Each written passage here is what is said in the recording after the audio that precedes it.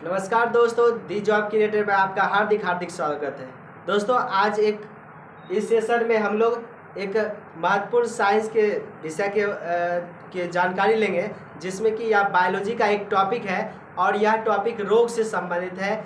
जीवाणु के द्वारा अर्थात बैक्टीरिया के द्वारा जो रोग उत्पन्न होता है, उस रोगों में से एक रोग जो है आपको पीछे दिख रहा होगा, यक्ष्मा रोग, जो इसे टीबी के नाम से जाना जाता है। इसी टीबी की बीमारी के बारे में हम लोग जानेंगे कि यह बीमारी कैसे फैलती है, इसके क्या लक्षण होते हैं और इससे किस तरह से बचाव किया जा सकता है।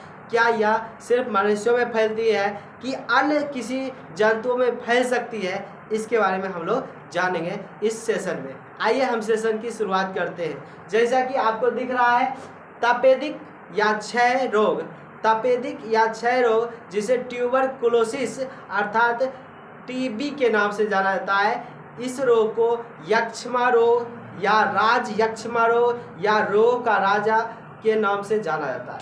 इस रोग को यक्ष्मा रोग, राज यक्ष्मा और रोग का राजा के नाम से जाना जाता है। दोस्तों, यह रोग बड़ा ही खतरनाक भी हो सकता है और इससे कई लोगों की जान जा सकती है। यह रोग मुख्य रूप से आयुर्वेदिक की भाषा में इसे यक्ष्मा यानी कि राज यक्ष्मा कहा जाता है। इस रोग का आयुर्वेदिक उपचार भी किया जाता है, लेकिन उसमें काफ़ी समय लगती है। कभी कभी इस रोग का ना इलाज करने के कारण 2/3 लोगों की, यानी कि जितने लोग होते हैं उसमें से 2/3 लोग की जान चली जाती है और एक हिस्से लोगों की ही जान बच पाती है। आइए हम देखते हैं कि यह रोग किस कारण से फैलता है। यह बैक्टीरिया से होने वाला, यानी कि माइकोबैक्टीरियम ट्यूबरकुलोसिस एक जीवाणु होता है। माइकोबैक्टीरियम ट्यूबरकुलोसिस एक जीवाणु होता है जिसके माध्यम से यह रोग फैलता है। तपेदिक टीबी रोग फैलता है, यक्ष्मा रोग फैलता है। दोस्तों, यह रोग संक्रामक रोग है, यानी कि संक्रामक मतलब हुआ कि एक व्यक्ति से दूसरे व्यक्ति में रोग का फैलना, चाहे माध्यम कोई भी हो, यह रोग संक्रामक रोग है। जैसे कि यह फैलता किस कारण से है, जिसमें कि आपको या थूक, खांसी, छींक, रोगी से सीधे संपर्क भोजन, जल, वायु के माध्यम से, या वायु हो, भोजन हो, या कोई रोगी है, इस रोग का कोई व्यक्ति है और उसी से जब हम हाथ मिलाते हैं या उसके साथ संपर्क में आते हैं या उसके साथ भोजन करते हैं, तब जाकर यह रोग हो सकती है। या फिर ऐसा हो सकता है, अगर किसी व्यक्ति को यह रोग है तो उसके थूक फेंकने से या उसका किसी के ऊपर छींकने से, ऐसी स्थिति में यह रोग जो है संक्रमित हो सकती है, यह टीबी रोग। दोस्तों, इस रोग में जब यह रोग शुरू होती है तो इसका लक्षण क्या दिखता है। अगर लगातार खांसी हो रही है, 2 सप्ताहों से अधिक अगर खांसी हो रही है, तो ऐसी स्थिति में यह रोग होने की संभावना हो सकती है। अगर 2 या 3 सप्ताह से ऊपर अगर लगातार खांसी हो रही है, तो इससे व्यक्तियों में इस रोग का लक्षण दिख सकता है। उसे हल्का ज्वर आएगा। ऐसी स्थिति में बलगम धीरे धीरे बढ़ता जाएगा, बलगम जिसे खखार कहा जाता है। या फिर ऐसी स्थिति में थकान, शरीर कमजोर होने लगेगा, वजन घटने लगेगा और कभी कभी ऐसी हो जाती है स्थिति कि बलगम के साथ, जिसे कफ कहा जाता है या हिंदी में इसको श्लेष्मा कहा जाता है, कफ के साथ खून की स्थिति भी उत्पन्न हो जाती है। ऐसे रोगों में धीरे धीरे यह रोग जो होता है चरणबद्ध तरीके से होता है। पहले शुरुआत में इस रोग का पता ही नहीं चलता है और जब यह पता चलता है तब तक यह रोग जो है अपना गंभीर रूप ले लिए होती है। दोस्तों, इस रोग से अगर बचने के लिए उपाय यही है कि घर का जो कमरा है उसे साफ सुथरा रखना चाहिए, यानी कि वह हवादार होना चाहिए, वहाँ पर सूर्य के प्रकाश की किरणें आनी चाहिए। इसके अलावा ये सारी चीज़ व्यवस्था, वायु आने की, सूर्य के प्रकाश आने की समुचित व्यवस्था होनी चाहिए। रोगी के संपर्क से, रोगी को किसी अन्य व्यक्ति से, जो स्वस्थ व्यक्ति है, उससे हमेशा दूर रखना चाहिए और बच्चों में हो सके तो बीसीजी का टीका लगवाना चाहिए। BCG bacillus Calmette Guerin bacillus, C से कैलमेट, जी से ग्वेरिन, यह जो होता है बीसीजी का फुल फॉर्म बैसिलस कैलमेट ग्योरेन। यह दोस्तों यह टीका शिशु यानी कि बच्चों में लगाया जाता है। ऐसे इस टीका का प्रयोग जो है लगभग 4 से 6 सप्ताह के नवजात शिशुओं में लगाया जाता है। लेकिन कहीं कहीं ऐसा देखा गया है कि 1 वर्ष से 5 वर्ष की अवस्था में भी इसका टीका लगवाया जाता है।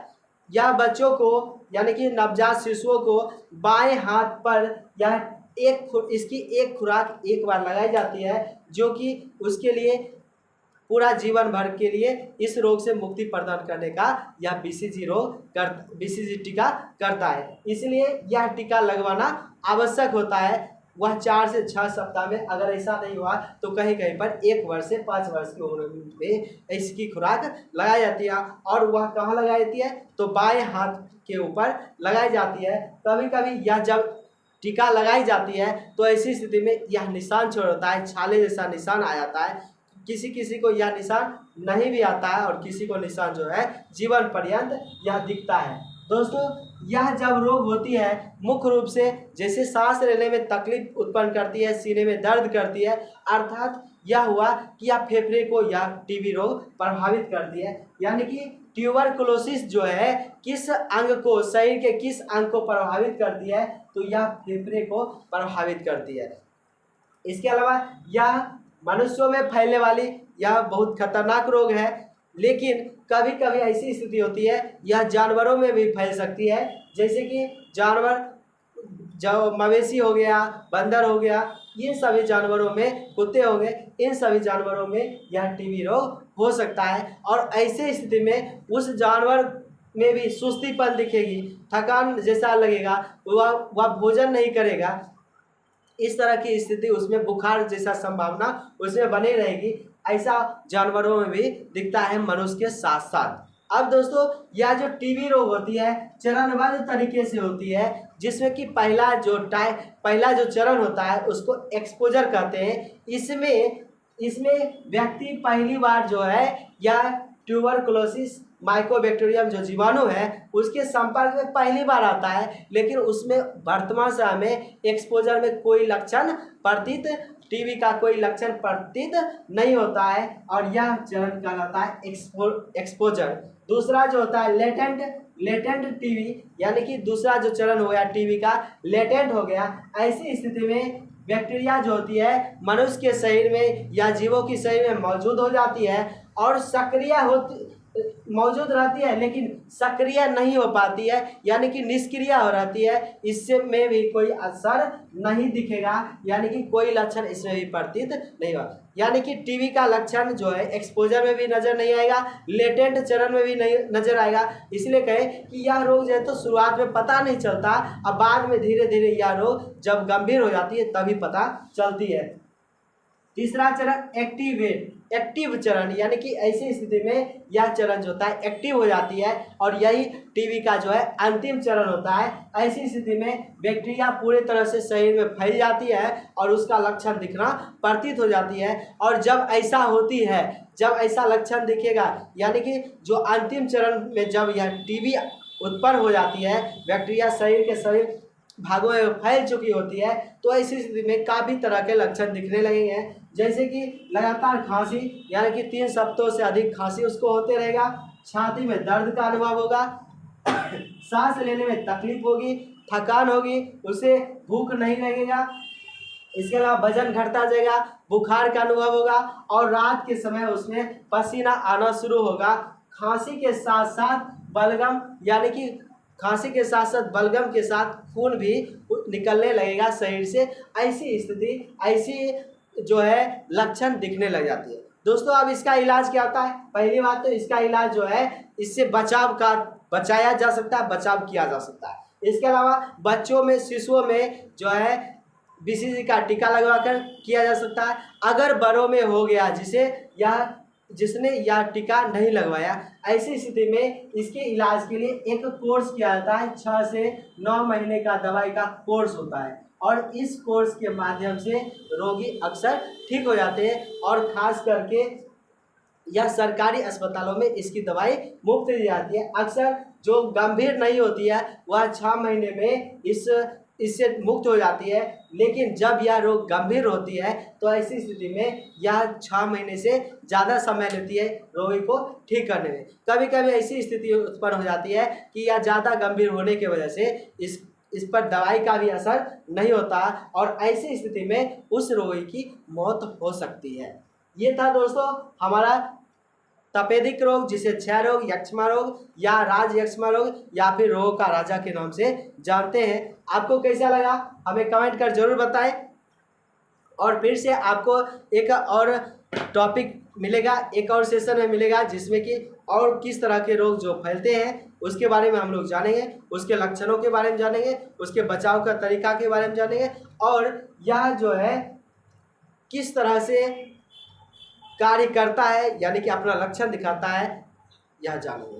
दोस्तों आपको यह बता दिए यह रोग जो है जानवरों में भी फैलता है, इसलिए जानवरों को भी जिस तरह से मनुष्यों को साफ सुथरा स्वच्छ रखना चाहिए, उसी तरह से जानवरों के आवास को भी स्वच्छ सुथरा और उसके शरीर को भी रखना चाहिए।